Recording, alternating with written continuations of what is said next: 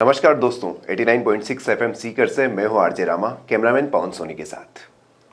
दोस्तों, आज विश्व दिव्यांग दिवस है, तो इस मौके पर, इस अवसर पर हम आज लोगों में जागरूकता हेतु एक इंटरव्यू लेने वाले हैं। एक सर हैं हमारे साथ जिनका नाम है मनोहर जी सर। उनसे हम खास बातचीत करेंगे दिव्यांगजनों के अधिकारों के बारे में, किन किन परेशानियों को उनको सामना करना पड़ता है उस बारे में। सर, आप दिव्यांग सामाजिक कार्यकर्ता हैं, तो आप हमारे व्यूवर्स को, सबसे पहले हमारे लिसनर्स को बताइए सर कि किन किन परेशानियों का दिव्यांगजनों को सामना करना पड़ता है।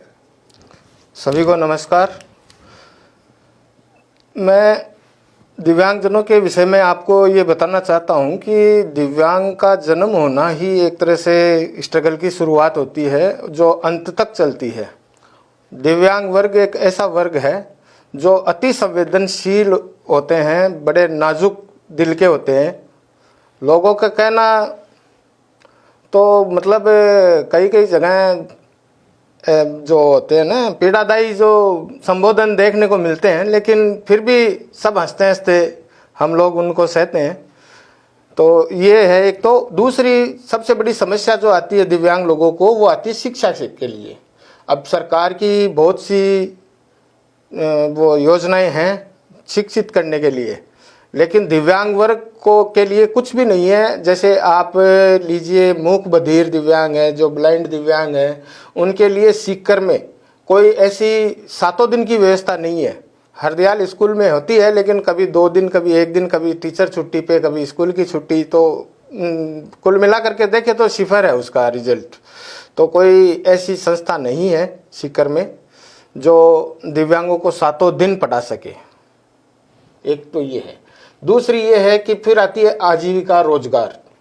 रोजगार के विषय में सरकार की स्कीमें हैं, जिनमें सरकार जो अपनी उपलब्धि मानती है वो ये है कि दिव्यांगों को स्वरोजगार के लिए मुख्यमंत्री स्वरोजगार योजना के तहत 5 लाख रुपए का जो सब्सिडाइज लोन है, इसमें 50,000 रुपये की सब्सिडी है, दी जाती है। लेकिन वो क्या होता है कि अगर आप रिकॉर्ड उठा के देखोगे ना, तो सीकर के अंदर मतलब लगभग 20,000 दिव्यांग हैं सीकर जिले के अंदर।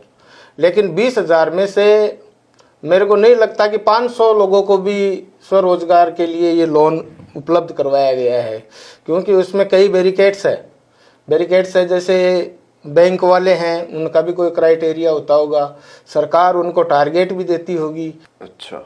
तो मतलब वो एक बहुत बड़ी विडंबना है। और दूसरी अपन रोजगार की बात करें तो जैसे सरकारी रोजगार है जी। सरकारी जैसे नौकरी में ऐसा है कि देखते हैं बहुत बार मन बहुत व्यथित होता है। किसी भी वर्ग को मैं आलोचना नहीं कर रहा हूँ, लेकिन ऐसे कई वर्ग हैं जिनमें माइनस मार्क्स होते हुए भी उनको first grade, second grade, third grade teacher के अंदर अपॉइंट किया गया है सरकार के द्वारा। लेकिन दिव्यांगों की जो परिस्थिति आती है ना, तब दिव्यांगों की स्थिति में ये बिल्कुल उलट होता है। दिव्यांगों का किसी भी आप सरकारी वैकेंसी के अंदर आप देखेंगे तो या तो जनरल के बराबर होगा या जनरल से 2-4 प्लस माइनस परसेंटेज रहेगा। मतलब दिव्यांगों के बराबर इनकी मेरिट होती है।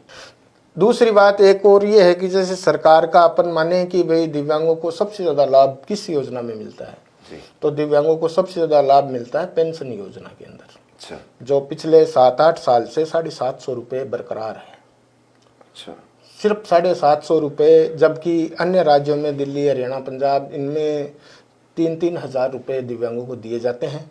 और सरकार अपने कर्मचारियों का और जो रिटायर्ड पेंशनर है उनका मतलब रिसाइकल करते जाते हैं, ये उसको पुनर्निरीक्षण करते जाते हैं। जी। और महंगाई भत्ते के अनुसार उनका वो बढ़ता जाता है। लेकिन विकलांग लोगों की स्थिति ये है कि वो 750 रुपये फिक्स है। 8 साल पहले 750 में काम चल रहा था, तो आज भी 750 में ही काम चलाते हैं। ऐसे बहुत से दिव्यांग हैं अपने यहाँ आसपास में समाज में, जो उनका जो रोजी रोटी का जो आसरा है ना, वो सिर्फ 750 रुपये ये ही है। अब सरकार को चाहिए कि भाई ये कम से कम 3,000 रुपये तो हो। जी बिल्कुल। तो सर यहाँ पर आप सरकार से क्या अपील करना चाहेंगे, क्या उनसे बात करना चाहेंगे कि किस तरह के अधिकार और ज़्यादा मुहैया कराए जाएं कि उनका लाभ मिले, या कुछ भी जो मैसेज आप देना चाहें?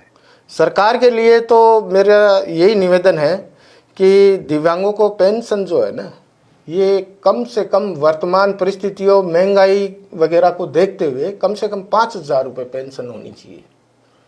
और ये हम चाहते हैं, राज्य के यशस्वी मुख्यमंत्री जी से अपील करता हूँ मैं कि भाई आप दिव्यांगों को कम से कम 5,000 रुपये पेंशन स्वीकृत करवाएं। और इसी से है ना काफ़ी विकलांगों की समस्याएं हल हो जाएगी। चाहे आप इसको बेरोजगारी भत्ता मान लो, चाहे आप इसको सामाजिक दायित्व मान लो, कैसे भी मान लो, दिव्यांगों के उत्थान के लिए ये आवश्यक है कि उसके जेब में 4-5 हज़ार रुपये महीना जाए सरकार की तरफ से। सर इसके साथ ही आम जन को आप क्या संदेश देना चाहेंगे, क्योंकि कहीं ना कहीं उनका भी बहुत बड़ी भागीदारी है दिव्यांगजनों को सम्मान देने में, उनको आदर सत्कार देने में, तो उनसे आप क्या अपील करना चाहेंगे? ये आपकी बिल्कुल सही बात है सर, और इस मामले में मेरा अनुभव तो अच्छा है। जी सर। क्यों, मैं जहाँ भी जाता हूँ मुझे तो रेस्पेक्ट मिलती है। और मैं ये चाहता हूँ कि चुनावी वर्ष है, नेता लोग हैं, तो आप सब लोगों को भी ये ध्यान रखना चाहिए कि भाई ये एक वर्ग है, ये आप लोगों के चुनाव में वोट उनका उतनी कीमत है जितनी आपकी है। जी। तो आप लोग दिव्यांगों को बराबर का समझें और उनको बराबर बैठा करके उनका मान सम्मान दें। चलिए सर, बहुत बहुत धन्यवाद, आपने अपना कीमती समय हमें दिया। और दोस्तों, इस पहल में आप सब हमारा साथ देंगे, वीडियो को ज़्यादा से ज़्यादा शेयर जरूर कीजिएगा। जी बिल्कुल, धन्यवाद। 89.6 FM सीकर, शहर की धड़कन।